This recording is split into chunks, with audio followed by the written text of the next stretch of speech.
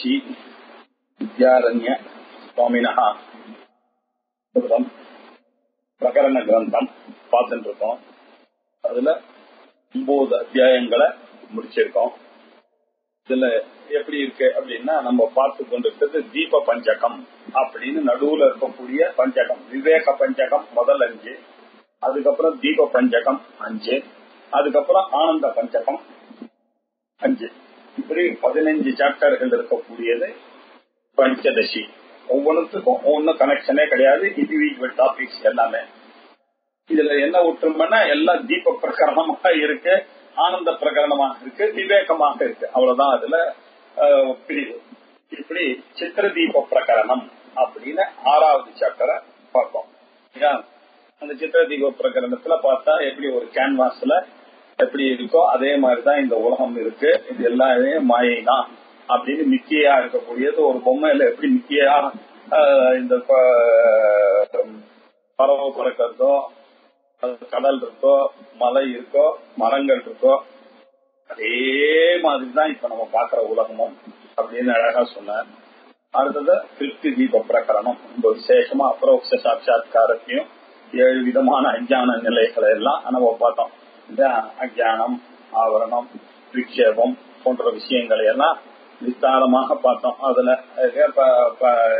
பரோட்சம்னா என்ன, அபரோக்ஷம்னா என்ன, அப்புறம் துக்க நிவர்த்தினா என்ன, சுகப்பிராப்தினா என்ன அப்படின்னு விசேஷமா அத்புத ஆத்மானம் சேத்விஜானியாத் அயமஸ்மீதி புருஷா கிமிச்சன் கஷ்ய காமாய சரீர மனஸ்வஞ்சரே அப்படின்னு என்ஜாய் பண்ணா அந்த பிரகதாரண்யத்தை ஒரு மந்திரத்தை வைத்துக் கொண்டு ஒரு முழு அத்தியாயமும் பார்த்தோம். அதுக்கப்புறம் கூட்டஸ்த தீப பிரகரணம். இல்லையா, கூட்டஸ்த தீப பிரகரணத்துல எப்படி இந்த ஆத்மாவானது சங்கமாக இருக்கு, எதோடையும் சம்பந்தப்படாம மாறுதல் இல்லாம எந்த ஒரு விகாரமும் இல்லாமல் இருக்கு அப்படின்றத பார்த்தோம். அதுக்கப்புறம் தியான தீப பிரகரணத்தை பார்த்தோம். இந்த தியான தீப பிரகரணத்தை கொஞ்சம் எல்லா ஸ்லோகங்களையும் பார்த்தாச்சு. இப்போ ஓவராலா சம்மரி அது என்ன சொல்லிட்டு அப்படின்னு ஒரு தடவை நம்ம படிச்சத ரீகேப் பண்றதுக்காக நம்ம பார்க்கிறோம். 9வது சாப்டர் தியான தீப பிரகரணம். அந்த தியான தீப பிரகரணத்துல 158 வெர்சஸ் இருந்தது, 158 ஸ்லோகங்கள் இருந்தது. இதுல ரொம்ப யூனிக்கான ஒரு விஷயம் சொல்றார். எங்கேயுமே சாஸ்திரத்துல நம்ம படிச்ச சாஸ்திரத்துல இல்லாத விஷயம், தியானத்தினால சாட்சாத்காரம் எங்கேயாவது சொல்லியிருக்காங்க. சொல்றதுக்கான சான்ஸே கூட கிடையாது. ஏன்னா தியானம்ன்றது மனசுனால பண்ணக்கூடியது. மனசுனால பண்ணக்கூடியது எல்லாம் ஸ்தூல சூக்ம காரண சரீரத்துக்கு வெதிரிக்தமான ஒரு ஆத்மா. இது எல்லாம் கல்பனைன்னு சொல்றோம். அன்னமய கோஷம், ஆனந்தமய கோஷம் வரைக்கும், அன்னமய கோஷத்துல இருந்து ஆனந்தமய கோஷம் வரைக்கும் எல்லாம் கல்பிதம். அதுக்கு அப்பாற்பட்டதுதான் ஆத்மான்னு சொல்றோம். ஆனா இந்த தியானம்ன்றது மனோமய கோஷத்துல பண்ணக்கூடிய ஒரு விஷயமா இருக்கு. இந்த தியானமானது அதனால கல்பித்தம்னு நல்லா தெரியுது. இந்த தியானத்தினால எப்படி ஆத்ம சாட்சாத்காரம் வரதுக்கான சான்ஸ் இருக்கு? இல்லவே இல்லையே. எங்கெல்லாம் தியானம் இருக்கோ அங்கெல்லாம் கல்பனை கிளியர் கட்ட பாஷ்யத்துல அங்கங்க சொல்லியிருக்காரு. எங்கெங்கெல்லாம் ஞானம் வருதோ அங்கதான் மோட்சத்துக்கு காரணம் அப்படின்னு கிளியரா சொல்லியிருக்க இடத்துல ஆனந்தமய அதிகரணத்துலதான் கிளியரா பார்த்திருக்கோம். இப்படி இருக்கும் போது இந்த கல்பிதமான ஒரு ஞானமானதின் மூலமாக ஆத்ம சாட்சாத்காரமானது ஏற்படும். வாஸ்தவமான அகம் பிரம்மாஸ்மி ஞானம் வரலாமே அப்படின்னு ஒரு பாயிண்ட சொல்றாரு இந்த வித்யாரண்யர். ரொம்ப ஆச்சரியமான விஷயம். ஏன்னா தியானம்னா என்ன, ஞானம்னா என்ன? தியானம்னா ஒருத்தர் தியானிக்கிறது, மனசனால பண்ணக்கூடியது. ஞானம்னாக்கா அது புருஷ தந்திரம் இல்ல, அது தானா வரக்கூடியது ஞானம் இல்லையா? இப்படி இருக்கும் பொழுது இதனால அது வருதுன்றது எப்படி சொல்றது அப்படின்னாக்க என்ன சொன்னார், தியானம் கல்பித்தம், அதான உன்னுடைய கோபம். கல்பித்தமான தியானம் அது உண்மை இல்லையே சார். ஆனா ஞானமானது உண்மையாச்சே. பொய்யான கல்பித்தமான ராங்கான ஒரு ஐடியா எப்படி சார் ஞானத்தை கொடுக்கும் அப்படின்னு சொன்னா, அப்பா கல்பித்தம் உன்னுடைய லாங்குவேஜ்ல ராங் ஐடியா, கல்பித்தமானது ராங்கான ஒரு ஐடியா இது எப்படி இருக்குன்னு பாரு, ரெண்டு விதமாக இருக்கு. ஒண்ணு ராங்கான ஐடியா இருக்கலாம், ஆனா அது வாஸ்தவமான ஞானத்துக்கு காரணமாக அமையலாம். பொய்யான நாலேஜ் தான், ராங் ஐடியா தான், பொய்யான நாலேஜ் தான். இவன் என்ன பண்ணா, இந்த அசடு பனிய பார்த்து, ஐயோ அங்க நெருப்பு இருக்கு, அதுகிட்ட போனாக்க நம்ம சூடு பண்ணிக்கலாம் அப்படின்னு போனா அது கரெக்ட் தான், பனி இல்லதான். ஆனா இவனுடைய அதிர்ஷ்டம், அங்க போனா ஒரு பனி இருக்கு. அங்க போய் நெருப்புன்னு நினைச்சிட்டு போனா, அங்க போய் பார்த்தான்னாக்க நெருப்பே இல்ல, இப்படியும் இருக்கிறது.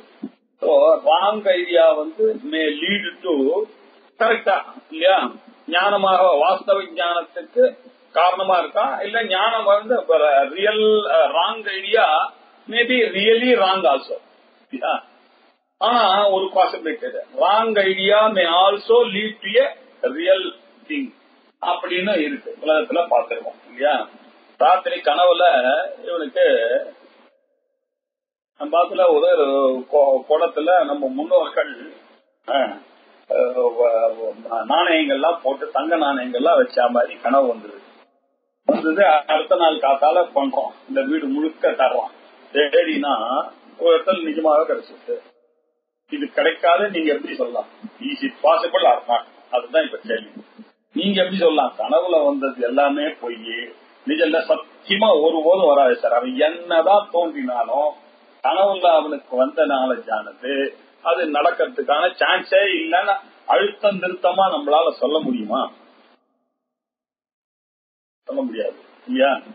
அவரோ போய் சொல்ல, அவர் சொல்றாரு, சார் எனக்கு இந்த மந்திரமானது எங்க குருவானது கனவுல உபதேசம் பண்ணார் சார், கொஞ்சம் பாருங்க சார், நான் இதுக்கு முன்னாடி இந்த மந்திரத்தை பார்த்ததே இல்லை, இது கரெக்டா சார்ன்றாரு. இது கரெக்டா இருக்கு, அவரோ பொய் சொல்றவர் இல்ல. இது என்ன பண்றது?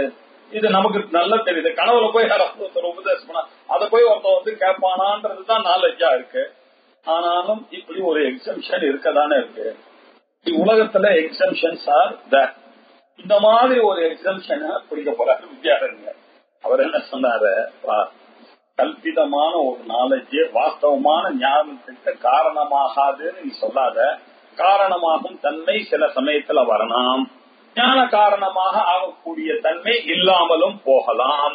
இல்லாமல் போகுமே ஆனால் அதுக்கு விசம்வாதி பிரமம் என்று பெயர் கொடுக்கலாம்.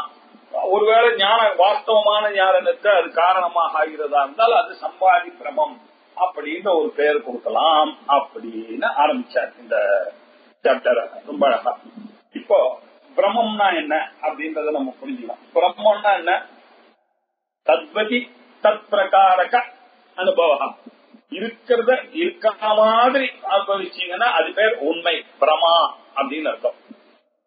இல்லாதத இருக்க மாதிரி பாத்தீங்கன்னா அது பேர் பிரம. இல்லாத பாம்ப கயத்துல பார்த்தா பிரம, கயரை கயரா பார்த்தா பிரமா. அவ்வளவுதானே இல்லையா?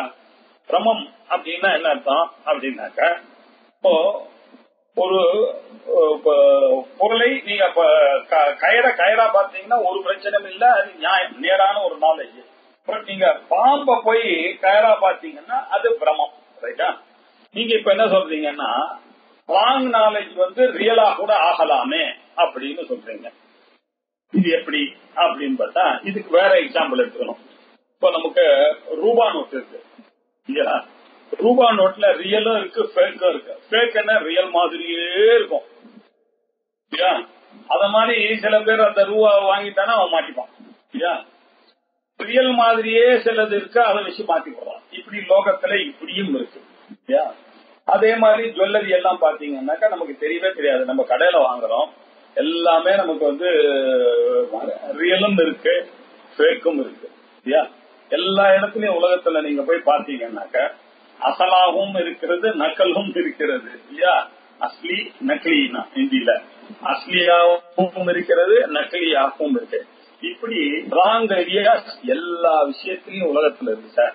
அப்படி இருக்கும் பொழுது நோட்ல இருக்கு, ஜுவல்லரியில இருக்கு, கயரில இருக்கு, ஔஷதத்துல இருக்கு, எல்லா இடத்துலயும் இருக்கு, கிளிஞ்சல்ல இருக்கு. இப்படி இவ்வளோ இடத்த காமிக்கிறீங்களே, அப்படி இருக்கும் பொழுது ஒரு பிரமையில கூட அது இருக்கலாமே, அந்த பிரம்மமானது உண்மையாக ஆகலாமே அப்படின்னு ஒரு ஆர்குமெண்ட்டுக்கு வராது வித்யாரண்யர். ஆகையினால ராங் ஐடியாஸ் எல்லாம் ரெண்டு டைப் ஆஃப் இருக்குப்பா.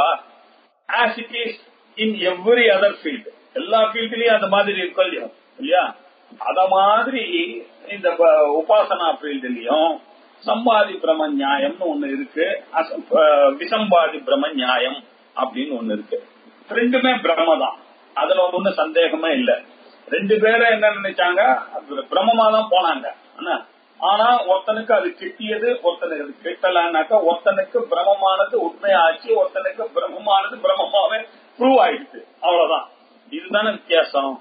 ரியலாக ராங்கா இருக்கக்கூடிய ஐடியா ரியலாவே ராங் ஆயிடுச்சு, பேக்கா ராங்கு நினைச்சிருந்தவனுக்கு அது உண்மையா போச்சு. இப்படின்னு பாக்கலாம் இல்லையா? இப்படி இருந்ததுன்னா இதுக்கு பேர் சம்பாதி பிரமம் அப்படின்னு. பொய்தான் ஆனா அது உண்மையாக மாறுகிறது அப்படின்றது சம்பாதி பிரமம். பொய்யானது பொய்யில கொண்டு போய் அவனுக்கு ப்ரூஃப் ஆயிடுச்சுன்னா அது விசம்பாதி பிரமம் அப்படின்னு ஆயிடுச்சு. ரைட்டா? இதை வைத்துக் கொண்டு இவர் மேல காட்டாரு. இது எப்படி இருக்கு அப்படின்னாக்க நிர்குண பிரம்ம உபாசனை அப்படின்னு இருக்கு. இந்த நிர்குண பிரம்ம உபாசனை அப்படின்னாக்க என்ன? பிரம்மத்துக்கு குணம் இல்லை, ஆனாலும் இவன் அதை நானே பிரம்மம் நானே பிரம்மம், எந்த விதமான குணமற்றதான பிரம்மம் அது, எந்த விதமான குணமற்றதான பிரம்மம் நானே, எந்த விதமான குணமற்றதான பிரம்மம் நானே அப்படின்னு ரிப்பீட் பண்ணிட்டே இருக்கான் இல்லையா?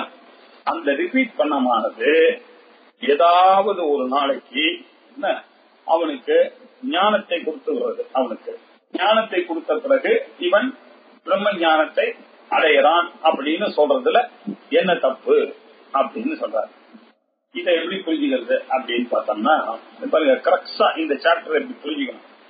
ஒருத்தர் இருக்கார், அவர்கிட்ட போய் கேட்டாப்பா, இவ்வளவு நாள் எங்கிட்ட நீ வேதாந்தம் படிச்சிய, ஆர் யூ கன்வின்ஸ்டு, நீ உனக்கு லிபரேஷன் கிடைச்சதாப்பாங்க. ஓ கிடைச்சி விட்ட, எப்படியா சொல்ற கிடைச்சி விட்டேன்னு? சாஸ்திரம் சொல்றது நீங்க சொல்றீங்க, என்ன எனக்கே தெரியாது நான் லிபரேட்டட்னா, ஆனா என்னுடைய மைண்ட் ஆனது அது இன்னும் அந்த அளவுக்கு மிஷா அது ஏதோ தப்பு இந்த வருமா பண்ணிட்டு இருக்கு. அதை பார்த்து நிறைய பேருக்கு சந்தேகம் வரலாம். ஆனா உண்மை என்ன அப்படின்னா நான் லிபரேட்டட் தான், எனக்கு அதுல ஒன்னும் சந்தேகம் இல்லை அப்படின்னு ஒருத்தன் சொல்றான் வச்சுங்க. அவனுக்கு ஒரு கான்பிடன்ஸ் கொண்டு இருக்கு சொல்றான். இன்னொரு பேர் வைத்திருக்கான், அவங்கிட்ட போய் கேட்டாங்க, அப்பா are you convinced that you are liberated? Sir ஒன்னும் லிபரேஷன் தான் என்ன சார் இது, சாதன சதுஷ்டிய சம்பத்தியே எனக்கு வரல, எப்ப பார்த்தாலும் கோபம் தாபம்லாம் வருது, என்னப்பா சாஸ்திரமானதுதான் நீதான் பிரம்மன்னு சொல்றதேப்பா அப்படின்னு. சாஸ்திரம் சொல்றது சார், ஆனாலும் நான் பிரம்மமா எப்படி சார் ஆகும், இது ஒரு நியாயம் வேண்டாமா சார் அப்படின்னு அவன் சொல்றான். இப்போ முதல்வனுக்கு அவன் வேதாந்தத்தை கேட்க கேட்க பௌன புண்ணியம் சிரமம் கூட அவனுக்கு ஒரு கல்பிதமும் இல்லை. அவன் சோ கான்பிடென்ட், ஆத்மாவானது ஸ்தூல சரீர சூக்ஷ்ம சரீரத்தை விட காரண சரீரத்தை விட வேளானது ரொம்ப கன்வின்சிங்கா இருக்கான், ஒரு ஐடியாவோட இருக்கான். அவனை பத்தி இப்ப விவாதமே இல்ல, அவனுக்கு வேதாந்தமானது ரைட். இவனுக்கு தான் இப்ப ப்ராப்ளம். இவனுக்கு வேதாந்தமும் தெரியறது, ஆனாலும் இவனுக்கு ஒட்டக்குறை தொட்டக்குறையாக அவனுக்கு அந்த பயமும் இருக்கு, இல்ல இல்லன்றான். இப்படிப்பட்ட ஆளுக்கு தான் இந்த நிர்குண உபாசனையானது விதிக்கப்பட்டிருக்கு. இப்படி இருக்கக்கூடிய ஆளுக்கு நீ தப்போ ரைட்டோ நிர்குண உபாசனையை பண்ணிட்டு இருக்க, நிச்சயமா அதை நம்பி பண்ணிட்டே இருப்பா. அது ஒரு நாள் நிச்சயமா நின்று போய் அது சாட்சாத்காரத்துக்கு வழிவிடும். அப்படின்னால நிர்குண பிரம்ம உபாசனையானது சாட்சாத் பிரம்மத்துக்கு வழிவிடும். இந்த இரண்டாவது பேர் வழிக்கு சொன்ன அதை மனசுல எடுத்துட்டு அப்படிப்பட்ட அதிகாரிகளுக்குத்தான் இந்த 9வது சாப்டரை அவர் சொன்னார் அப்படின்னு. அதை எப்படி போட்டார் அப்படின்னு பார்த்தா, இந்த 9வது சாப்டரை முதல்ல எப்படி ஆரம்பிச்சார் அப்படின்னாக்க, சம்வாதி பிரமவத் பிரம்ம தத்துவோ உபாஸ்யாபி முச்சதே உத்தரே தாபனீயேதஹ ஸ்ருதோபாஸ்தி அநேகதா. சம்வாதி பிரமம் போல பிரம்ம தத்துவத்தின் உபாசனையினால கூட மோட்சமானது ஏற்படலாம் நிர்குண உபாசகனுக்கு. இரண்டாவது பேர் வழியை மனசுல வச்சுட்டு நான் சொன்னேன்னு, நிர்குண உபாசனையிலேயே தீவிரமான பக்தி இருக்கு அவனுக்கு. ஞானத்தை மாதிரியே நிர்குண உபாசனையும் அவன் நிச்சயமா தனக்கு வரும்னு நினைச்சிட்டு அவன் பண்ணானே. ஆனால் அது என்னதான் தியானமானது கல்பிதமாக இருந்தாலும் பிரமமாக இருந்தாலும் அந்த பிரமமானது அவனுக்கு நிச்சயமாக ஒரு நாள் அது ஞானமாக ஆகி அவனுக்கு பிரம்ம தத்துவத்தை போதிக்கக்கூடியதுக்கு காரணமாக ஆகலாம். சம்வாதி பிரமம் போல எப்படி பிரம்ம தத்துவத்தின் உபாசனையினால கூட அவனுக்கு அந்த ஆத்ம சாட்சா்காரம் எப்படி வரும்? ஞானம் என்ற பிரமாணத்தினாலதான் வரும். இவனும் என்ன பண்றான்? தியானம் பண்ணிட்டு இருக்கான். இந்த தியானமானது பிரமாணமாக ஆகும், இந்த பிரமமானது பிரமையாக ஆகும் அப்படின்னு முதல்ல சொன்னார். எப்படி சார் நீங்க ஏன் சார் இந்த கன்க்ளூஷனுக்கு ரிமோட் சான்ஸா இருக்கக்கூடிய ஒருத்தனை போய் இவ்வளவு குளோரிஃபை பண்ணுவாங்க? நான் பண்ணப்பா, ஸ்ருதி இருக்க எனக்கு. உத்தரே தாபனிய தஹா சுதோபாஸ்தி அநேகதா, எத்தனையோ உபனிஷத்துகள் இருக்குப்பா. என்ன ஸ்ருதிகள்லாம் இருக்கு. உத்தம தாபனிய உபனிஷத்து, கிருஷ்ண உபனிஷத்து, பகவத்கீதை, ஜாபால உபனிஷத்து, ஏன் சூத்திர பாஷ்யம், எல்லாத்துலயும் இருக்கிற விஷயம் தான். நீ ஏதோ நான் ஒரு ஃபேக்கா ஒரு ஆளுக்கு வரா மாதிரி நினைச்சிட்டு it is a thing to be known அப்படின்னு வித்யாரண்யர் எல்லாருக்கும் அது தெரிய வேண்டியது அவசியம்தான் அப்படின்னு இதை ஆரம்பிச்சார். இதை ஆரம்பிச்சு முதல்ல மணி பிரதீபத்துக்கு ஒரு திருஷ்டாந்தம் சொன்னார். ரெண்டு பேர் என்ன பண்றாங்க, மணின்னு நினைச்சிட்டு ஓடினாங்க. ஒருத்தனுக்கு அது போய் பார்த்தான்னாக்கா அது விளக்கா இருந்ததுனால, ஒருத்தனுக்கு போய் பார்த்தா நிஜமாவே மணி ஆயிடுச்சு. இப்படி வரலாம் இல்லையோ? மணின்ற பிரமத்தோடதான் ரெண்டு பேரும் ஓடினது சத்தியமாக இருந்தாலும் ஒருத்தனுக்கு மணி கிடைச்சது, ஒருத்தனுக்கு வெறும் விளக்கு தான் கிடைச்சது. அவனுக்கு கிடைக்கல. அவனுக்கு தன்னுடைய பிரமமானது wrong idea led to wrong முடிவு. இவனுக்கு ராங்கா இருக்கிறது அது அதிர்ஷ்டமா போச்சு இவனுக்கு இல்லையா? கொள்ளையடிக்கிறதுக்கு வந்தாங்க. வந்தவன அவன் பார்த்தா ஏதோ ஒரு வீடு இருக்கு அப்படின்னு நினைச்சிட்டு ஏதோ ஒரு விளக்கு தெரியுது. அங்க போனாக்க ஒரு ஊர் இருக்க மாதிரி இருக்கு, கடற்கரை மாதிரி தெரியுது. அங்க போனாக்க நமக்கு சூறையாடலாம் அப்படின்னு பைரட்ஸ் வந்தாங்க. வந்த இடத்துல அங்க பார்த்தா ஒரு பெரிய கோவில். அந்த கோவில் இருக்கக்கூடிய அந்த சிலையினுடைய வைரமே கிடைச்சிருக்கு இல்லையா? இதெல்லாம் பாக்குறோமே இல்லையா? சம்பாதி பிரமமாக இருந்தாலும் அது நாலஞ்சை கொடுக்கலாம் அப்படின்றது. அதே மாதிரி ஒரு ஆவிய புகழ்னு நினைச்சிட்டு போனா அப்படின்னு ஒரு திருஷ்டாந்தத்தை சொன்னார் இல்லையா? கோதாவரிய போய் கங்கா நினைச்சுட்டு எங்காத்துக்கு ஒருத்தர் வந்தா கோதாவரி ஜலத்தை நான் கொடுத்தேன் புஷ்கரத்துக்கு போயிட்டு வந்து. அவர் கங்கை ஜலம் நினைச்சிட்டு அதை சாப்பிட்டார். சாப்பிட்ட உடனே ஒரே சந்தோஷம், திருப்பிட்டமே இல்லையா? நான் கொடுத்தது கோதாவரியாக இருந்தாலும் அவரோ கோதாவரி உதகம் கங்கோதகம் மத்வா விசுத்தையே சம்பிரோக்ஷ சுத்திம் ஆப்னோதி சம்பாதி பிரமோ மதஹா. இதான் சம்பாதி பிரமம். கோதாவரி நதி ஜலத்தை கங்கா நதி ஜலம் நினைச்சு சுத்திக்காக புரோக்ஷன சொந்த கொண்டாலும் அவருக்கு அது சுத்தியை கொடுக்கறதா இல்லையா? அது பொய்யான தண்ணியாக இருந்தாலும் அதுவும் வேல்யூபிள் தானே இருக்கு. அத மாதிரி நிர்குண உபாசனையும் வேல்யூபிளா தானே இருக்கு நிர்குண பிரம்ம ஞானத்துக்கு. அதை ஏன் ஒத்துக்கொள்ள கூடாது? சம்பாதி பிரமமாக இருந்தால் ஒத்துக்கொள்ளலாம் அப்படின்னு 12வது லைன் வரைக்கும் இத பத்தி கிளியரா பேசினார் இல்லையா? காக்கா உட்கார பணம் உட்கார்ற மாதிரி அப்படின்னு. அயதா வஸ்து விஜானாத் பலம் லப்யதே ஈப்சிதமம் காகதாலீயதோயம் சம்பாதி பிரம உச்சதே. வாஸ்தவம் இல்லாத வஸ்துவை அறிவதனால காக்கையும் பணம் பழமும் எப்படியோ, இந்த காக்கா உட்கார்றது அந்த இடத்துல பணம் பழது. காக்கைக்கு காரணம் இருக்கா இல்லையா? இருக்கா இல்லையா? அதை ஒத்துட்டாக்க இதையும் ஒருத்தன் நிர்குண உபாசனைக்கு பலன் இருக்கு.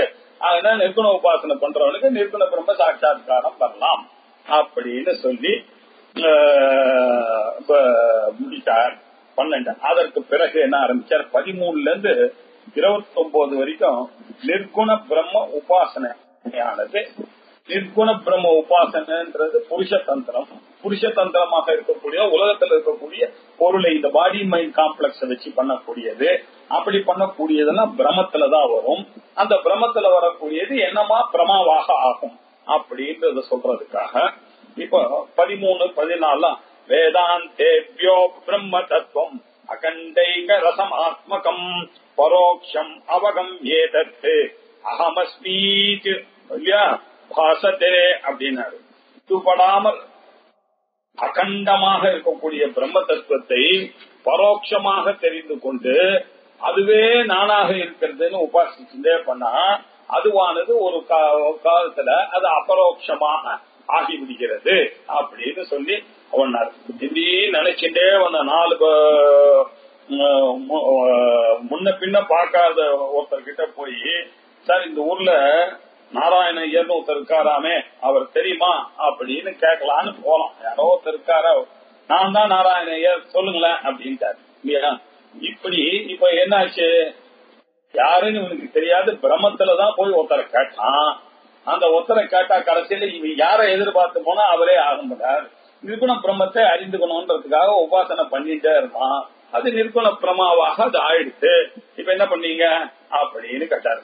அதனால அந்த பிரம்மத்தை அவன் நேர்ல பாக்கல, ஆனா உபாசனை பண்ணிட்டே இருந்தார்.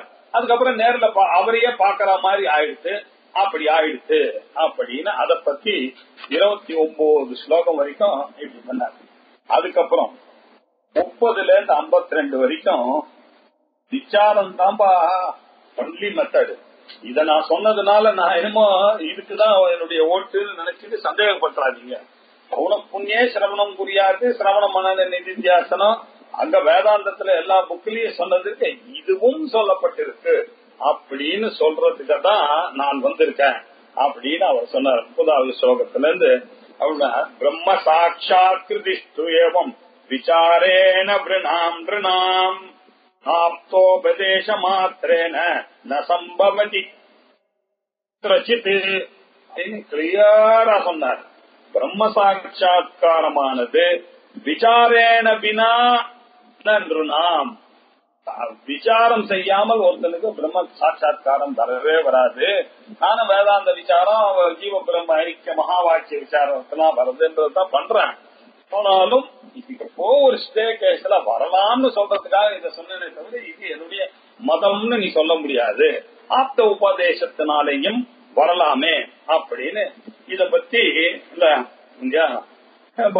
அதுல நிறைய கேள்வி எல்லாம் கேட்டார். சார் உங்க பேச்சை நம்பி இவன் வந்து உபாசனை பண்ணிட்டே இருக்கான், அப்படி பண்ணாலும் வரும்னு சொல்றீங்க. இப்ப செத்து போயிட்டானா நம்ம ஒண்ணு கவலைப்படாத, அடுத்த ஜென்மால வரும்னாரு. விசாரயத் மரணம் நைவாத்மானம் லபேத் சேத் ஜன்மாந்தரே லபேதைவ பிரதிபந்தக்ஷயே சதி. ஆனா நீ தைரியமா நம்பிக்கையோட பண்ணு. யோக பிரஷ்டனை பத்தி எல்லாம் அர்ஜுனன் வந்து 6வது சாப்டர்ல பேசியிருக்காரு. அதனால மரணம் வரைக்கும் விசாரித்து கூட ஒருவேளை உங்க பேச்சை நம்பி நான் வந்து ஞானத்துக்கு மகா வாக்கிய விசாரம் பண்ணாம இந்த உபாசனை எனக்கு கிடைக்கும்னு வித்யாரண்ய பேரை சொல்லி நான் பாட்டு ஏமாந்து போயிட்டான்னா என்ன பண்றதுன்னு அந்த 2வது பேர் வெளி கேட்டான்னா, அப்பா மரணம் வரையிலும் விசாரித்து கூட ஆத்ம சாட்சியான கவலைப்படாத, பிரதிபந்த நிவர்த்தி ஆனோன்னு அடுத்த ஜென்மால உனக்கு வந்துடும். நீ பண்ண உபாசனை ஒரு நாளும் வீணாகாது. அது வரைக்கும் தான் நான் கேரண்டி. நீ விசாரம் பண்ணாதான் ஆத்ம ஞானம்ன்றதுல எனக்கு ஒண்ணுமே இல்லை. இதோட சேர்ந்து விசாரம் பண்ணா அதுவும் வந்துட்டு போகுது. அப்படி இல்லைன்னாலும் நீ கவலைப்பட வேண்டாம். இந்த ஜென்மாலியோ இகவா அமுத்திரேவா வித்யா இத்யேவம் சூத்திரகிருதோ இதா சுண்வந்தோ யத்ர பஹவஹ என்ன வித்யுஹு இதி ஸ்ருதிஹி. இது பாருங்க, இந்த ஜென்மாவிலையோ மறு ஜென்மாவிலேயோ இந்த ஞானம் அப்படின்னு சூத்திர பாஷ்யத்திலேயே பகவானவர் சொல்லியிருக்கார். இல்ல ஐஹிகம் அபி அப்ரஸ்துதி பிரதிபந்தே தர்தர்ஷனாத் அப்படின்ற சூத்திரத்துல கிளியர் கட்டா சொல்லியிருக்கார். கட்டோபனிஷத்துல சுன்வந்தோபி பகவோ என்ன வித்யோ ஆச்சரிய பக்தோ குஷலானுஷ்டான் தான் சொல்லியிருக்கு. ஆகையினால இதெல்லாம் வந்து கொள்ளும். நமக்கு வாமதேவர்களுடைய திருஷ்டாந்தமானது இருக்குப்பா, கர்ப்பத்திலேயே வரலையா, அத மாதிரி உனக்கும் வரலாம், ஒரு கவலையே கிடையாது அப்படின்னு சொல்லி இந்த விஷயங்களை எல்லாம் சொன்னாரு 30ல இருந்து. அதுக்கப்புறம் 30க்கு பிறகு 30ல இருந்து விசாரத்துல 50 வரைக்கும் சொன்னார்.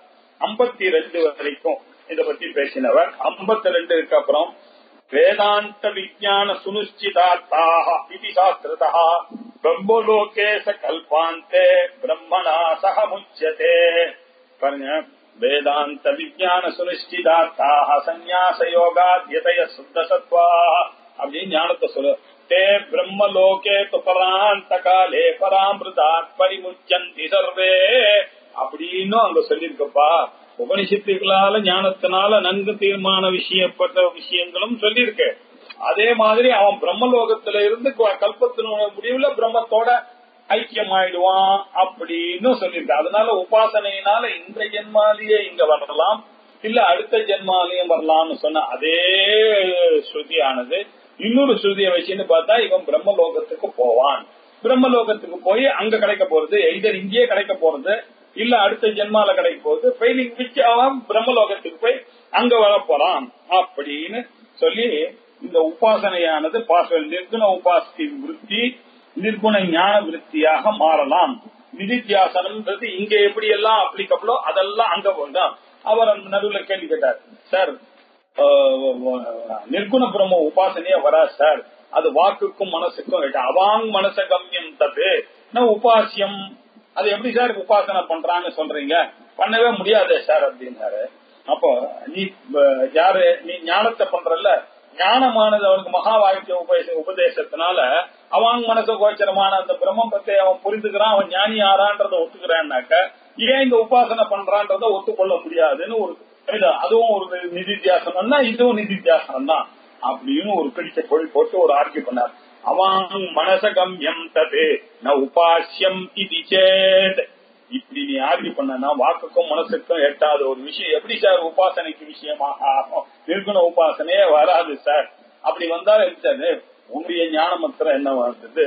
வாக்குக்கும் மனசுக்கும் எட்டாத விஷயம் ஞானம் தானே சாத்தியப்படாது. அப்போ உனக்கு சாத்தியப்படனா அவனுக்கு சாத்தியப்படும். அதனால இது ஒண்ணுதான். அத மாதிரி இருக்கிற பறவங்களுக்கு பாசிபிலிட்டி. இவ்வளவுதான் என்னுடைய ஆர்குமெண்ட் அப்படின்னு அத ஸ்ட்ரென்தன் பண்ணார். ரொம்ப அழகா நல்ல ஜம்முன்னு இத மாதிரி ஆர்குமெண்ட் எல்லாம் நிறைய பண்ணிட்டே வந்தார். அதுக்கப்புறம் 70 வருஷம் இந்த ஆர்குமெண்ட் எல்லாம் பண்ணார். 74க்கு அப்புறம் வாதோபாஸ்திரோ விசேஷக்கஹ இதி சேத் உச்சதே சுனு வஸ்துதந்திரோ பவேத் போதஹ கர்த்ததந்திரம் உபாசனம். ஞானத்திற்கும் உபாசனத்திற்கும் ஒரு வித்தியாசம் இருக்குப்பா, அதையும் தெரிஞ்சுக்கணும். ஞானமானது வஸ்து தந்திரம் இல்லையா? நீங்க உபாசனன்றது செய்கிறவனுடைய தந்திரம். இது எப்படி புரியுது அப்படின்னா, வஸ்து தந்திரம் அப்படின்னாக்கா இருக்கிறது இருக்காதான் இருக்கும், அது எப்பொழுதும் அது அதுவாதான் இருக்கும். ஆத்மாவானது எப்போதும் மாறவே மாறாது. நீங்க எப்படி நீங்க எப்படியோ பாக்குறீங்கன்றதுக்காக அது மாறிடுமா? வராது. ஆனா நம்ம பண்ணக்கூடிய புருஷ தந்திரத்தினால பண்ணக்கூடிய காரியங்கள்லாம் பாருங்க, அது கர்த்தும் சக்கியம் அகர்த்தும் சக்கியம் அந்நியதாவா கர்த்தும் சக்கியம் அப்படின்னு சொல்லிருக்கு. இப்படியும் பண்ணலாம் அப்படியும் பண்ணலாம் இல்லையா, வேற விதமாவும் பண்ணலாம் அப்படின்றதெல்லாம் அப்ளிகபிள். ஆனா வஸ்து தந்திரமான ஞானத்துக்கு அதெல்லாம் கிடையாது. நீங்க சொல்ற உபாசனையானது புருஷ தந்திரமான உபாசனை, அங்க சொல்லக்கூடிய ஞானமானது வஸ்து தந்திரமான. இது ரெண்டு எப்படி ஏற்படும் அப்படின்னா, விசாரா ஜாயதே போதஹா அனிச்சாயம் ந நிவர்த்தயேத் ஓத்பத்தி மாத்ராத் சம்சாரஹா தகதி அகில சத்யதாம் அப்படின்னு சொல்றார். விசாரத்துல இருந்தா ஞானம் ஏற்படுறது.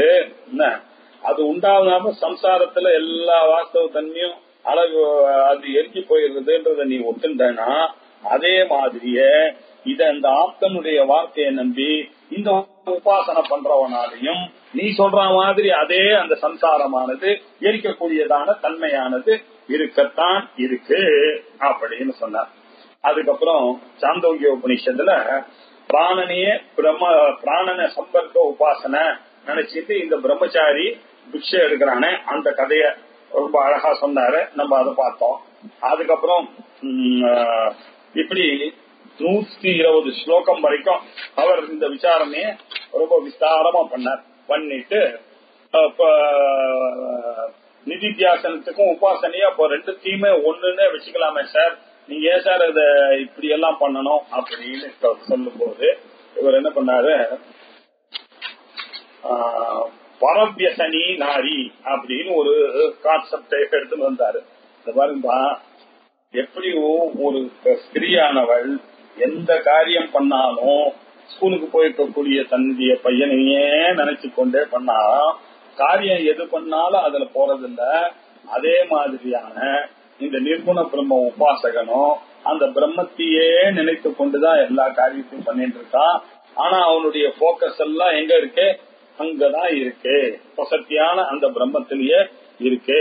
ஆகையினால அது என்ன ஆச்சு அப்படின்னாக்க, தியானமானது என்ன இப்படி வரலாமே அப்படின்னு சொன்னா, அப்ப என்ன சொன்னார், இல்லப்பா அப்படி இல்ல, தியானமானது கூட ஞானமாக மாறாது என்று சொல்ல வேண்டிய அவசியம் இல்ல. தியானமானது அவனுக்கு இருக்கக்கூடிய பிரதிபந்தகத்தை போக்கடிச்சுட்டு அது ஞானமாக மாறும் என்று ஒத்துக்கொண்டேன்னாக்க இந்த பிரச்சனையே வராது அப்படின்னு சொன்னார். சொல்லிட்டு 123 முடிகிற வரைக்கும் நம்ம நிறைய விஷயங்கள்லாம் பார்த்தோம். அவர் என்ன சொன்னாரு, உபாசகனுக்கும் ஆத்ம விசாரத்தை விட்டு விட்டு உபாசனை செய்கிறவன் இருக்கான், அவன் விசாரம் செய்ய முடியாம யோகத்தை செய்யறானே, அவனுக்கு எப்படி இந்த பலனானது வரும் அப்படின்னு கேட்டா, அவனுக்கு ஞானம் வராததுக்கு காரணம் என்ன? அவனுடைய சித்தத்துல இருக்கக்கூடிய மலங்கள் தான் காரணம். அப்படிப்பட்ட மலங்களானது உபாசனையினால போகிறது. அந்த உபாசனையினால போகப்பட்ட காரணத்தினால அவனுக்கு இது வருகிறது அப்படின்னு. இது கீதையில எங்க சொல்லிருக்கு அப்படின்னு கேட்டா, எத் சாங்கியை பிராபியதே ஸ்தானம் தத் யோகைரபி கம்யதே அப்படின்னு சொல்லியிருக்காரு. ஏகம் சாங்கியம் ச யோகம் ச எப்பஷ்யதி சபஷ்யதின்றது நமக்கு ஃபேவரபிளா இருக்கு. அவன் இப்படி பண்றதுனால இவனுக்கு நிச்சயமாக கிடைக்கிறது அப்படின்னு சொன்னார். அப்படின்னு சொல்லிட்டு இந்த உபனிஷத்துகள் எல்லாம் ஒரு முகமாக இந்த நிர்குண உபாசனையை அட்வர்டைஸ் பண்றதுன்றதுல ஒன்னும் எல்லா உபனிஷத்தும் ஒரு முகமாக ஞானத்தினாலதான் மோட்சம்ன்றது சொல்றது இல்லைன்னு சொல்ல. There are certain Upanishad portions இதெல்லாம் they are all favoring நிர்குண பிரம்ம உபாசனையை ஃபேவர் பண்ற மாதிரி தான் இருக்கு அப்படின்னு சொல்றதுக்காக இந்த 5வது பகவத்கீதையில சொன்ன எத் சாங்கியை பிராபியதே யோகத்துல இருந்து இவர் எடுத்துன்னு போறார். எடுத்துன்னு போய் அவர் என்ன சொன்னாரு, உபாசனம் ந அதிபக்வம் இக யஸ்ய பரத்ரசஹ மரணே பிரம்மலோகேவா தத்துவம் விஜ்ஞாய முச்யதே. இந்த நிர்குண பிரம்ம உபாசனை அவனுக்கு பழுத்துனா சம்பாதி பிரம்ம ஞான அவனுக்கு ஞானம் வருது. அப்படி இல்லைன்னா நீ ஒன்னும் கவலைப்படாத, அடுத்த ஜென்மால வருது, இல்லன்னாக்கா பிரம்மலோகத்துல வருது அப்படின்னு சொல்லி இதை முடிச்சார். இதுக்கு என்ன பிரமாணம் கொடுத்தார்? அது பகவானே சொல்லியிருக்கார். பாப்பா, எம் எம் வாபி ஸ்மரன் பாவம் யஜத்யந்தே கலேபரம் தம் தமேவேதி கௌந்தேய சதா தத்பாவ பாவிதா அப்படின்னு அங்க இருக்கு. இவர் அந்த போர்ஷன் வரைக்கும் எடுத்தார். எம் எம் வாபி ஸ்மரன் பாவம் யஜதி அந்தே கலேபரம் தம் தமேவ ஏதி. எந்தெந்த வஸ்துவை அவன் நினைத்துக் கொண்டு இந்த சரீரத்தை தியாகம் பண்ணானோ, இந்த உடலை தியாகம் பண்ணானோ, எதை நினைத்து கொண்டு வானோ அதுவாகவே ஆகிவிடுகிறான். ஜனபரதர் மான நினைச்சுட்டு போனா மானான மாதிரி எல்லாரும் நினைக்கிறாங்க. இவன் நிர்குண பிரம்மத்தையே நினைச்சு உபாசனை பண்ணி நிர்குண பிரம்மமாக ஆகிறான். எதை நினைக்கிறானோ அது எச்சித்தா தேன யாதி இது சாஸ்திரத்தா. நீங்க உங்களுக்கு பகவத்கீதையில் நம்பிக்கைன்னா பிரஷ்னோபனிஷத் சாஸ்திரமே சொல்றது. எச்சித்தா தேனைஷ பிராணமாயாதி பிராணத்தேஜசா யுக்தா சஹாத்வனா யதா சங்கல்பிதம் லோகம் நயதி அப்படின்னு பிரஷ்னோபனிஷத்துல சொல்லிருக்கப்பா. பிரஷ்னோபனிஷத்துல 3வது பிரஷ்னத்துல இந்த பிராணத்தை பத்தி பேசும் பொழுது இதே விஷயத்தை, இவன் சரீரத்தை எந்த நினைத்து கொண்டு விடுகிறானோ அதே அவன் அடைகிறான் அப்படின்ற விஷயம் அப்படியே வருது. அப்படி இருக்கிறதுனால இந்த உபாசனை பண்றவனோ எதை நினைத்து கொண்டே போறானோ அதை நினைத்து கொண்டு போவான் அப்படின்னு சொன்னார். அதுக்கப்புறம் ஒரு சந்தேகம் பட்டார், சகுனத்தை உபாசிக்கிறவர் எப்படி சார் கடைசியில சகுனத்தை நினைத்து கொண்டு சகுனத்தை அடையலாம்? அது பாசிபிள். நிர்குண உபாசனை பண்றோம், கடைசியில நிர்குணத்தை எப்படி சார் அடையலாம் அப்படின்னு சொன்னா, அதுக்கு சொல்றாரு, நித்திய நிர்குண ரூபம் தது நாம மாத்திரேன ஹீயதாம் அர்த்தத்தோ மோக்ஷயே வைஷா சம்பாதி பிரமவத்மதா. அதுதான்பா சொன்ன, நித்தியமாக நிர்குணமாக இருக்கக்கூடிய தன்மைன்றது பேர் மாத்திரத்துல தானே இருக்கு. அதனாலதான் நான் சொல்றேன், இவன் அப்படி உபாசனை பண்ணா அது ஞானத்துக்கு கொண்டு போய் விடுறது. சம்பாதி பிரம்மத்துல சொன்னா அந்த மோட்சமானது இவனுக்கு வருது. ஞானத்தினாலதான் மோட்சம்னு சாஸ்திரம் சொல்லும் பொழுது உபாசனையினால மோட்சம் ஏற்பட்டு எப்படி சொல்லலாம்னா, அந்த உபாசனை ஞானத்தை உண்டு பண்ணி அதன் மூலமாக மோட்சத்தை கொடுக்கிறது அப்படின்னு வச்சிருந்தீங்கன்னா ஒரு விரோதமும் வராது சார் அப்படின்னா. இப்படி சொல்லலன்னா விரோதங்கள்லாம் வரும். ஏன் அப்படின்னா, ஜாபால உபானிஷத்துல அவிமுக்த உபாசனத்தினால தாரக பிரம்ம புத்திவதே அப்படின்னாரு. அவிமுக்த உபாசனை அப்படின்னு சொல்லியிருக்கு.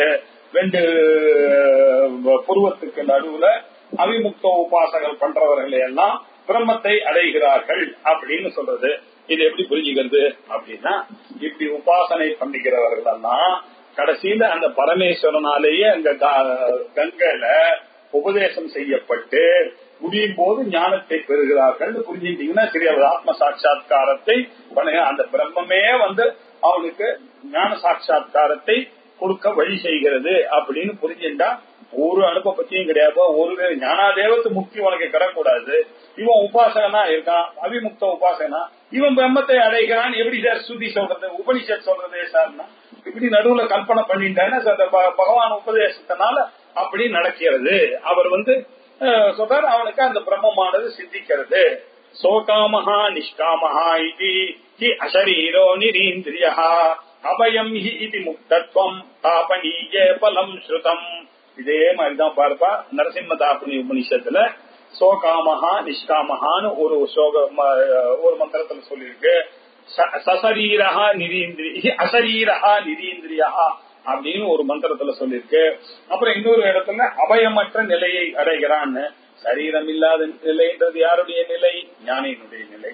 அபயமான நிலைன்றது யாருடைய நிலை? ஞானியினுடைய நிலை. நிஷ்காமமான ஒரு நிலை யாருடைய நிலை? ஞானியினுடைய நிலை. இதெல்லாம் எங்க அங்க சொல்லியிருக்கு? நிர்குண உபாசகனுக்கு சொல்லியிருக்கு. அப்படின்னாக்க நிர்குண உபாசனை சொல்லும் பொழுதும் இப்ப இந்த ஞானத்துக்கு சொன்ன லட்சணத்தையே அப்படியே கொடுக்கறது அப்படின்னு சொன்னா என்ன அர்த்தம்? அந்த உபாசனை நின்று பிரமையாக மாறி இதெல்லாம் வருது. நீங்க அப்படி புரிஞ்சுனீங்கன்னா சரியா போயிடும் இல்லையா?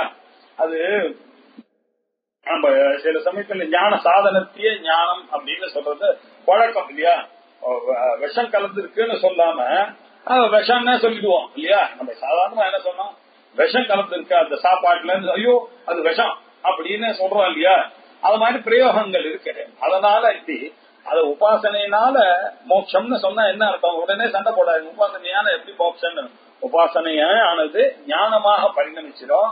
ஞானிக்கு சொல்லக்கூடிய லட்சணங்களால் நிஷ்காமத்துவம், அசரீரத்துவம், அபயத்துவம் எல்லாமும் இங்கேயும் சொல்லப்பட்டிருக்கிறது. அதனால இந்த நிர்குண உபாசனையினால ஞானம் சித்திக்கும்னு சொன்னாக்க ஒரு விரோதம் இல்லையா? உபாசனஸ்ய சாமர்த்தியாதே வித்யோத்பத்தி பவேத் ததா நான்ய பந்தா இது ஏததே சாஸ்திரம் நைவ விருத்தியதே. நம்மளுடைய கவலை எல்லாம் ஞானாதேவத்து கைவல்யம், ஞானாதேவத்து கைவல்யம் இருக்கு. இது உபாசனையா கைவல்யம்னு சொன்னா அப்படியே எங்களுடைய பில்டிங்கோ கொலாப்ஸ் ஆயிடுமே சார். அத்வைத்தமே அப்படின்னா ஒன்னும் கொலாப்ஸ் ஆகாது. இப்படி புரிஞ்சுக்கிங்க. அது அந்த ஞான யோக்கியத்தை அது நன்னா கொடுத்த பிறகு இவங்க கிட்ட இருக்கக்கூடிய பிரதிபந்தங்கள் நசிச்சவன அந்த ஞானமானது அப்படி வந்துட்டு அந்த ஞானத்தினாலதான் இவனை முக்தின்னு புரிஞ்சுட்டீங்கன்னா சரியா போச்சு இல்லையா? அப்படி இல்லன்னா பிரம்மலோகத்துக்கு போவான் அப்படின்னு புரிஞ்சுக்கங்க. கிரம முக்தின்னு ஒண்ணு இருக்கு, விதேக முக்தின்னு ஒண்ணு இருக்கு, ஜீவன் முக்தின்னு ஒண்ணு இருக்குப்பா. இந்த வேதாந்தம் படிக்கிறவர்களுக்கெல்லாம் அவளுக்கு என்னுடைய ஆசையெல்லாம் இங்க அத்தனை பிரம்ம சபஷ்ணுதே அப்படின்னு இங்கேயே அந்த பிரம்மத்தை அவர்கள் அனுபவிக்க வேண்டும் அப்படின்னு ஜீவன் முக்திக்காக ஆசைப்பட்டு இவர்கள் ஞானத்திலேயே இருக்கார். அவர்களுக்கு ஞானம் கிடைக்கிறது. அது ஃபர்ஸ்ட் பேர் வழி. நம்ம ஏற்கனவே சொன்னோம் இல்லையா?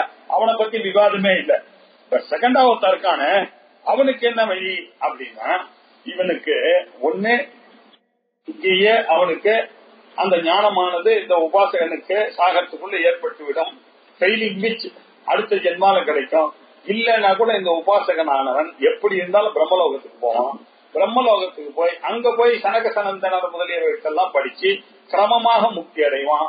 அந்த அர்த்தத்துலதான் உங்களுக்கு உபனிஷதெல்லாம் இந்த நிர்குண பிரம்ம உபாசகனுக்கு மோட்சம் அப்படின்னு சொல்லி இருக்குன்னு என்ன அர்த்தம்? கிரம முக்தியை மனசுல வைத்துக் கொண்டு மோட்சத்தை சொல்லிருக்கு அப்படின்னு புரிஞ்சிட்டீங்கன்னா ஒரு பிரச்சனையும் கிடையாது. ஜீவன் முக்தியாக இருந்து இந்த பிராரப்தன் வரைகிற வரைக்கும் இவன் இருந்து கொண்டு அதுக்கப்புறம் விதேக முக்தி அடைகிறான்னு எப்படி ஞானத்தினுடைய விஷயத்துல நம்ம மகா வாக்கிய உபதேசம் பண்ற வேதாந்தத்துல நம்ம என்ன லாஜிக் சொல்றோமோ அதே லாஜிக் மாதிரியே இங்கேயும் இவனுக்கு இங்கேயே அவனுக்கு ஞானம் வரும், இல்லைன்னா அடுத்த ஜென்மால வரும். ட்ரெயினிங் வச்சு அவன் பிரம்மலோகத்துக்கு போவான், பிரம்மலோகத்துல போய் கிரமமாக முக்தி அடைவான். அப்படி இருக்கிறதுனால நிர்குண பிரம்ம உபாசகனுக்கு முக்தி கிடைக்கும் என்று சொல்றதுல ஒரு தவறுமே கிடையாது அப்படின்னு சொன்னார் இல்லையா. சொல்லி இதப்பா இந்த விஷயமானது பிரஸ்னோபனிஷத்துலயும் நன்றாக டீல் பண்ணிருக்கு. அங்க பிரஸ்னோபனிஷத்துல அவன் கேட்டான். அவன் கேட்கும் பொழுது அவ பிரஸ்னோபனிஷத்துல என்ன சொன்னார் அவனாக்கா, இது பாருப்பா, இங்கேந்து இந்த அகார பிரதமாக யார் இந்த உபாசகன் நிர்குண பிரம்மத்தை உபாசிக்கிறானோ அவன் இந்த உலகத்துல சௌக்கியமா இருக்கான். அகாரமும் உக்காரமும் சேர்ந்ததாக இந்த துமாத்திரா பிரதானமாக யார் உபாசனை பண்றானோ அவன் அந்தரிக்ஷ லோகத்துக்கு போய் சௌக்கியமா போலோகத்துல சௌக்கியமா இருக்கான். ஆனா அந்த சௌக்கியம் முடித்த உடனே சீனே புண்ணிய திருப்பி வந்துருவான்பா.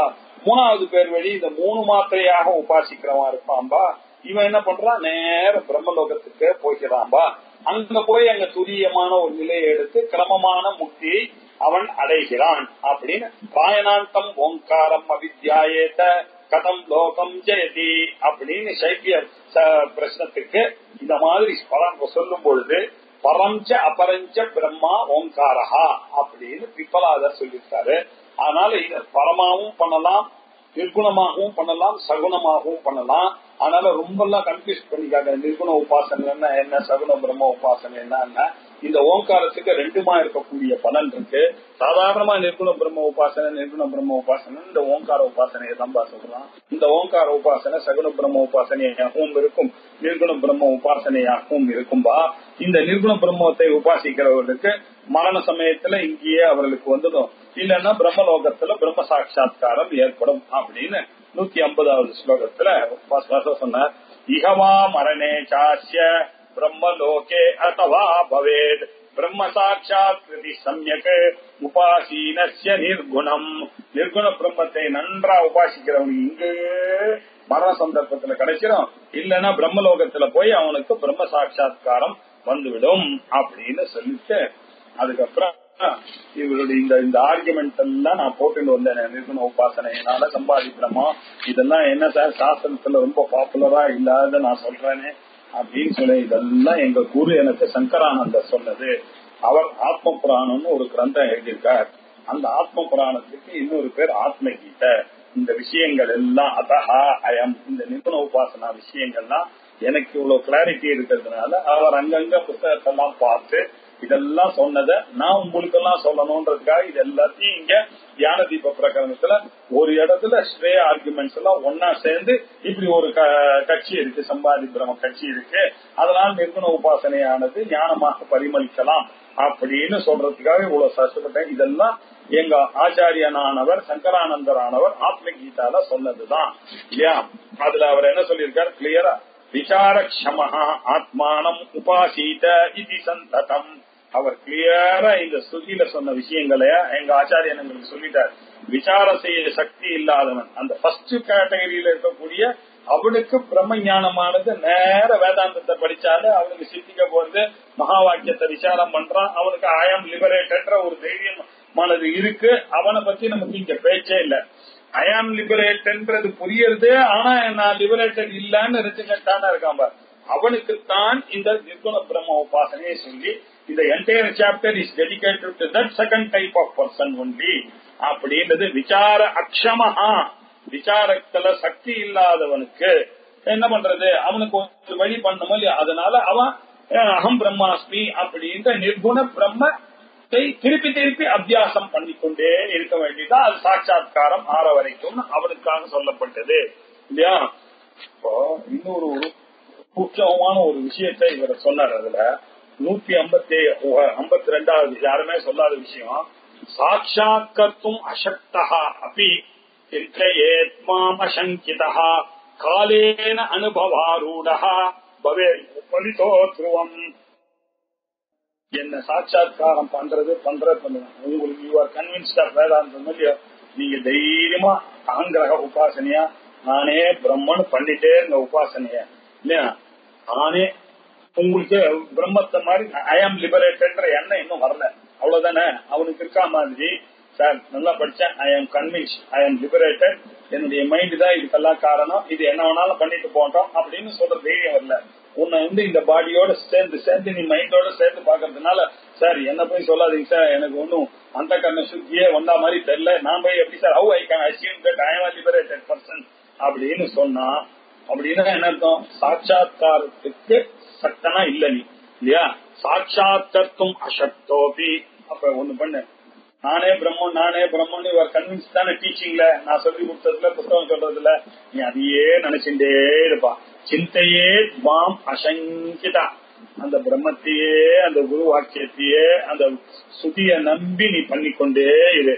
காலேன அனுபவாருடா, காலையில் அப்படி ஓவர் பீரியட் ஆஃப் டைம் அப்படி வந்த பிறகு பவேயம் பலிதா நிச்சயமா அதுக்கு பலமாயிடும்.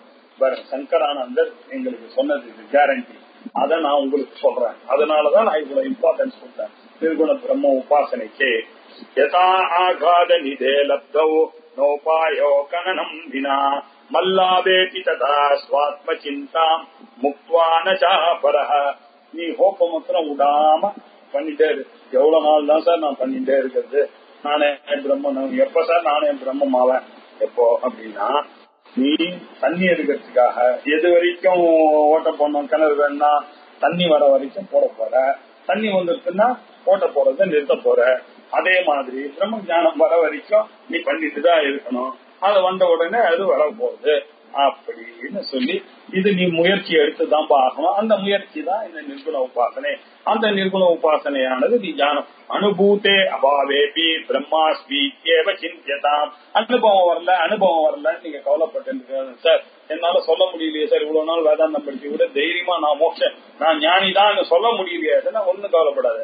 பிரம்மாஸ்மி ஏவ சிந்தியதாம், பிரம்மாஸ்மி நினைத்து கொண்டே நீ பாட்டுக்கு கிளாஸுக்கு வந்துட்டே இருக்கு.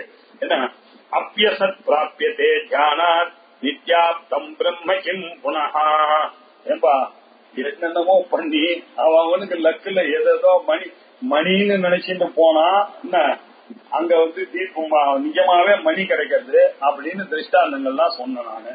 அது ஆவின்னு நினைச்சிட்டு போனா அங்க நிஜமாவே நெருப்பு அங்க கிடைக்கிறதுன்றதெல்லாம் பாசிபிள்னா, இந்த பிரம்மத்தை நினைச்சு நீ உபாசனை பண்றிய, அப்படி சர்வஜனா இருக்கக்கூடிய இந்த பிரம்ம உன்னை காப்பாத்தாம முடியுமா? இந்த ஆங்கிள் நீ பார்த்தா கூட நீ உனக்கு ஞானம் வருது, சத்தம் தான்பா அப்படின்னு சொல்லி தேகாபிமானம் வித்வஸ்ய தியானாத் ஆத்மானம் அத்வயம் பஷ்யன் மத்யஹா அமிர்தோ பூத்வாஹி அத்ர பிரம்ம சமஷ்ணுதே. இப்படி தேகாபிமானம் வித்வஸ்ய தியானாத், இப்படி தியானம் பண்ணிட்டே வந்தா தேகத்தினுடைய அபிமானம் கொஞ்சம் கொஞ்சமா விட்டுவிடும். அதுக்கப்புறம் அவருடைய ஐடியா பாருங்க, இந்த உபாசனையானதுக்கு ஏன் அவ்வளவு அட்வொகேட் பண்றது, இந்த ஞானத்துக்கு எப்படி எடுத்துட்டு போகும் பாருங்க. தேகாபிமானத்தை கொன்று விட்டு உதறி தள்ளிட்டு வித்வசிய எதனால தியானத்தினால. அதுக்கப்புறம் ஆத்மா அத்வயம் பஷ்யன், இந்த ஆத்மா அத்வயம்ன்றத பார்க்க ஆரம்பிச்சிருவீங்க. அப்ப இந்த பிரமையானது உங்களுக்கு பிரமையாக மாறும். பிரமையாக மாறிடுச்சுன்னா மத்தியஹா அமிர்தஹா பூத்வா, இப்படிப்பட்ட மத்திய மரணமோ கூடிய மனிதனானவன் மரணமற்ற அமரனாக இருக்கக்கூடியவனாக ஞானியாக ஆகிடுவான். எங்க இங்கேயே அத்திர பிரம்ம சமஷ்ணுதே, இங்கேயே உயிரோட இருக்கும் ஹீரன் இந்த பாடியில நீங்க இருக்கும் பொழுது நம்பிக்கையோட ஜெயிக்கிற உபாசனை பண்ணா, நீங்க அந்த ஆர்குமெண்ட் எல்லாம் சேர்த்து போன உடனே அடுத்த ஜென்மாதான் கவலைப்படுறீங்க. இங்கேயே இப்பொழுதே ஆத்துக்கான சான்ஸ் இருக்கு. இதுக்காக தான் ஆத்ம கீதையில இந்த விஷயத்தையும் எங்க குருநாதர் பேசினார், அதை நான் உங்களுக்கு பேசினேன். இப்படி இந்த ஞான தீபத்தை நன்றாக பரிசீலனை பண்ணி யார் ஒருத்தன் படித்து செய்கிறானோ அவன் முக்த சம்சயாயேவயம். படிச்ச பிறகு அவனுக்கு வேதாந்தத்தில் இருக்கக்கூடிய சம்சயங்கள்லாம் போய் தியாயதி பிரம்ம சந்ததம், எப்பொழுதும் அந்த பிரம்மத்தையே நினைத்து கொண்டே இருப்பான் என்பதில் சந்தேகமே இல்லை அப்படின்னு ஞான தீப பிரகரணத்தை 9வது அத்தியாயத்தை ஒரு வழியா முடித்தார். இதற்கப்புறம் நாடக தீப பிரகரணம். அடுத்த இதுல இந்த நாடக தீப பிரகரணமானது வெறும் 26 ஸ்லோகத்தோட இருக்கக்கூடியதான் ஞானக தீப பிரகரணம். அந்த 290, 108 அப்படின்னு 158 எல்லாம் பார்த்தா இது ரொம்ப குறைவா இருக்கு இல்லையா? அந்த 8வது அத்தியாயத்துல கூட்டஸ்த பிரம்மத்தை பத்தி சொன்னாரு, 7ல திருப்தியை பத்தி சொன்னார், 6ல சித்திரகீத தீபத்தை பத்தி சொன்னார், 8ல கூட்டஸ்தனை பத்தி சொன்னார், 9வதுல தியானத்தினால அதை அறியதை பத்தி சொன்னார். இந்த அத்தியாயத்துல அவர் என்ன சொன்னார்? இந்த தேகம், இந்திரியம், மனசு, உலகம் எல்லாம் உங்களுக்கு தெரியறதுக்கு காரணம் அந்த ஆத்ம சைத்தன்யம் தான்பா. அதுதான் இங்க இருக்கக்கூடிய ஒரு ஆடிட்டோரியத்துல இருக்கக்கூடிய அந்த சபா செக்ரட்டரி என்ன, அதுல இருக்கக்கூடிய விஷயங்கள், அந்த மைக்கு வீக்கு எல்லாம் என்ன, அதுல இருக்கக்கூடிய டான்சர் என்ன, அவர்கள் போடக்கூடிய அந்த மியூசிக் செட் என்ன, எல்லாத்தையும் அந்த ஆடிட்டோரியத்துல இருக்கக்கூடிய லைட்டு இருந்துட்டே இருக்குப்பா. அந்த லைட் ஆனது போயிட்டுன்னா எல்லாமே தெரியாம போயிடும். அந்த லைட் இருக்கிற வரைக்கும் அந்த லைட் எல்லாத்தையும் பிரகாசப்படுத்தும். நம்ம தனித்தனியா உள்ள ரசிச்சாங்களோ அதுல இருக்கக்கூடிய லைட்டையும் சேர்த்து என் கைய நீங்க பாக்குறீங்கன்னு சொன்ன கைய மாத்திரம் பாக்குறீங்க. ஆனா நீங்க என்ன பண்ணா இந்த கை தெரியறதுக்கு பின்னாடி இருக்கக்கூடிய லைட் இருக்கிறதுனாலதான் கை தெரியறதுன்றத பாக்க. கைய பாருன்னா கைய மாத்திரம் பாக்குறீங்க. அந்த கையோட சேர்ந்து இருக்கக்கூடிய லைட்டை பார்த்து இந்த கைய விட்டுருங்க, அங்கேயும் லைட் இருக்கு, எனக்கும் உங்களுக்கு நடுவுல ஒரு லைட் இருக்கு அப்படின்ற லைட்டை புரிஞ்சுக்கிற மாதிரி இந்த ஆத்ம சைத்தன்யத்தை புரிந்து கொள்ள வேண்டும் அப்படின்றத நாடக தீப பிரகடனத்தை சொல்லுவார். இதை அடுத்த சண்டே அன்னைக்கு பார்ப்போம். ஓம் பூர்ணமத பூர்ணமிதம் பூர்ணாத் பூர்ணமுதச்யதே பூர்ணஸ்ய பூர்ணமாதாய பூர்ணமேவாவசிஷ்யதே. ஓம் சாந்தி சாந்தி.